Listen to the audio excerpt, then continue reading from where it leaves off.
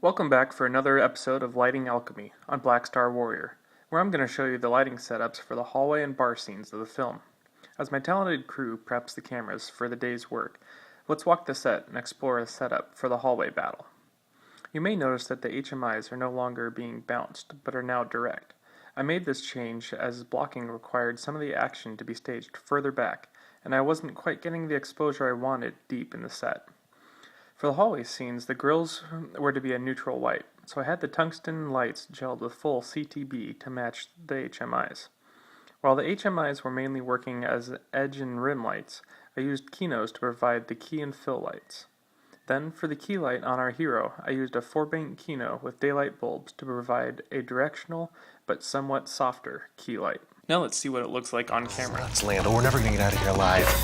Blast him! Well, that's not gonna work.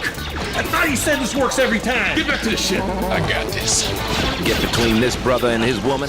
I want to get that bastard who killed my father.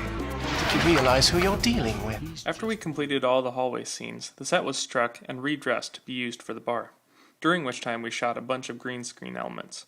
I'm going to skip over that part as I already covered the setup in the first episode. While the scenes changed, the general approach to the lighting setup remained the same. Here you can see the HMI stemmed up over the set to provide the rim light.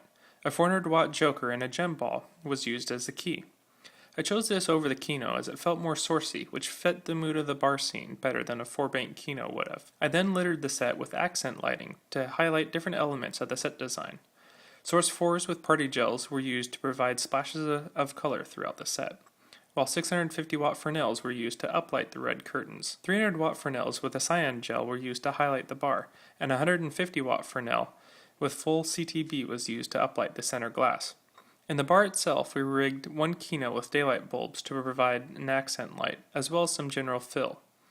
With ample creative possibilities, this set was a lot of fun to light. And here's what it looks like on screen.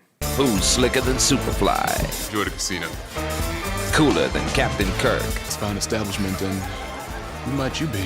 Cut the charm, Lando. Scoundrel. I hate you. And that wraps up this edition of Lighting Alchemy. Stay tuned for one more episode featuring Blackstar Warrior. Until next time, get out there and shoot.